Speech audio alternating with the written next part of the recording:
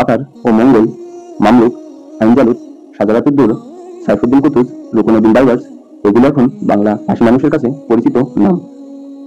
এসব নিয়েই রচিত গ্রন্থটিতে মঙ্গলদের মোকাবেলায় মামলুকদের সার্বিক তৎপরতা তুলে ধরা হয়েছে, তাদের সংগ্রামের কথা সুচারুরূপে ব্যক্ত করা হয়েছে। তেমনিভাবে সাইফুদ্দিন কুতুজের জীবনীও বর্ণিত হয়েছে। যুদ্ধ পরিচালনার ক্ষেত্রে তার দক্ষতার কথা তুলে ধরা হয়েছে। সঙ্গে বিশ্লেষণ সহ আইনজালুতে মুসলমানদের বিজয়ের কারণগুলো উল্লেখ করা হয়েছে। শাসন ক্ষমতা লাভের নীতিমালা এবং ইতিহাসের শিক্ষাও উদ্ঘাটন করা হয়েছে।